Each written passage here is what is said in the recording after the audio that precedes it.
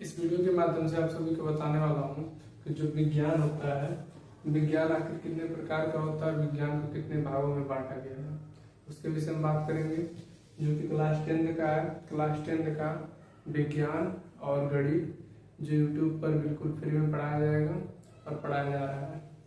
तो यहाँ पे क्या है, विज्ञान है। विज्ञान को क्या कहते हैं, बी धन ज्ञान। विज्ञान को क्या कहेंगे, बी धन ज्ञान। बी मतलब क्या होता है, विषय, और ज्ञान मतलब जानकारी। जो विज्ञान हमें किसी विषय के बारे में जानकारी देता है उसी को क्या कहते हैं, विज्ञान।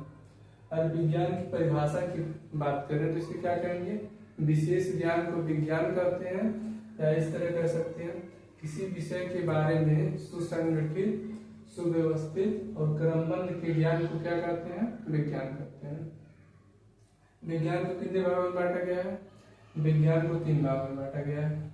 एक क्या है, भौतिक विज्ञान। भौतिक विज्ञान क्या होता है, विज्ञान की वह शाखा, विज्ञान की वह शाखा है जो पदार्थ को क्या कहेंगे, द्रव्य, ऊर्जा, बल और गति का अध्ययन करते हैं और प्रकृति के मूलभूत घटकों व उनके बीच की क्रियाओं को समझने का अध्ययन कराते हैं या प्रयास करते हैं। इसी को क्या कहते हैं, भौतिक विज्ञान कहते हैं।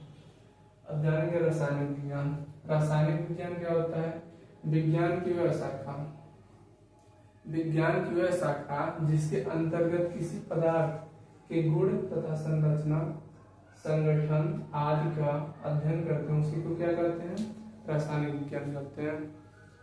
ये हो गया विज्ञान। विज्ञान किससे मिलकर बना है, विज्ञान ज्ञान से, जिससे विषय, वि मतलब होता है विषय और ज्ञान मतलब होता है जानकारी। और विज्ञान की परिभाषा हो गया। और विज्ञान को कितने भागों में बांटा गया है, 3 भागों में। और भौतिक विज्ञान एक होता है, और एक होता है रासायनिक विज्ञान, और एक क्या होता है, जीव विज्ञान।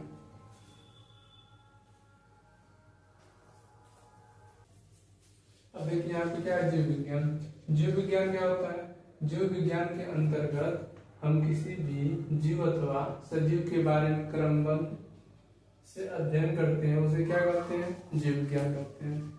जीव विज्ञान वह होगा जिसमें जान होगा और जिसके बारे में क्रमबद्ध तरीके से जानकारी प्राप्त करेंगे उसी को क्या कहेंगे, जीव विज्ञान। भौतिक राशियां क्या होती हैं, भौतिक राशियां भौतिक के अंतर्गत, जो भौतिक है भौतिक के अंतर्गत ही आएगा, ऐसा नहीं है किसी और के। भौतिक राशियां तो भौतिक के अंतर्गत आने वाली राशियों को क्या कहेंगे, भौतिक राशियां कहेंगे। यह जो होती है, जो राशियां होती है, यह 2 प्रकार की होती हैं। कौन कौन, एक होता है मूल राशि। मूल राशि क्या होता है, मूल राशियां वे राशियां हैं जो खुद पर निर्भर रहती हैं। क्या होता है, जो मूल राशियां होती है वो खुद पर निर्भर रहती है, किसी और पर निर्भर नहीं रहती है। जैसे कि है, अगर द्रव्यमान में कुछ है तो उसको लीटर में थोड़ी नापेंगे, केजी में ही नापेंगे, किलोग्राम में ही नापेंगे। उसी प्रकार दूसरे पे निर्भर नहीं रहती है जो मूल राशियां होती हैं।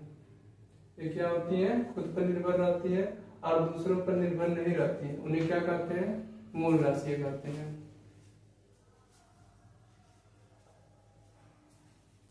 जो मूल राशि की संख्या होती है, इनकी संख्या कितनी होती है, 7 होती है। जैसे मूल राशि स्वर्ण होता है,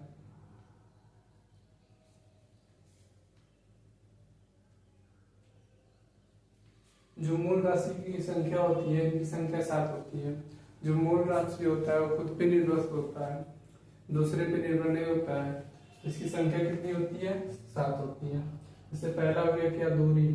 मूल राशि क्या है, दूरी है, और इसका दूरी का प्रतीक क्या होगा, यश होता है और मात्रा मीटर। जैसे अगर दूरी है तो दूरी को किसमें मापते हैं, मीटर में। दूसरा हो गया द्रव्यमान। द्रव्यमान का प्रतीक क्या होता है, यम होता है। द्रव्यमान को किस में मापते हैं, किलोग्राम में। जैसे अगर द्रव्यमान है, कोई चीज अगर आलू खरीद रहे हैं तो उसमें किस में लेंगे, केजी में लेंगे ना, लीटर में नहीं लेंगे। जैसे तीसरा क्या हो गया, समय हो गया। समय का प्रतीक क्या होगा, टी होगा। टी को किस में देखते हैं, सेकंड में। चौथा क्या है, विद्युत धारा। विद्युत धारा का प्रतीक क्या होता है, आई होता है, जिसे क्या कहा जाता है, एम्पियर। इसका जो मात्रक होता है धारा, विद्युत धारा का, एम्पियर, जिससे ए से प्रदर्शित करते हैं। पांचवा क्या हो गया, ताप। इसका प्रतीक क्या होता है, सी होता है, इसका मात्रक क्या होगा? केल्विन। केल्विन को किससे दर्शाते हैं? केसी। छठा क्या हो गया? पदार्थ की मात्रा। पदार्थ की मात्रा का इसका प्रतीक क्या होगा? एन होगा। और इसको किसमें इसका मात्रक क्या होता है? मोल होता है, जिसे MOL से दर्शाया जाता है। और सातवां क्या हो गया? ज्योति विक्रम, जिसे CD प्रतीक होता है। और कैंडेला, इसका क्या होता है? मात्रा कैंडेला, इसका भी CD होता है। और अब जानेंगे कि और कौन कौन सी राशियां होती हैं।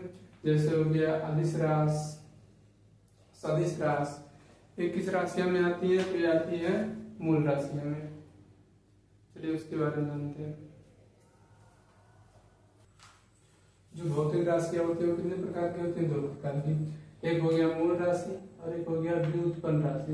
व्युत्पन्न राशि क्या होती है? जो मूल राशि से बन के उत्पन्न करना पड़ता है उसी को क्या कहते हैं? मूल।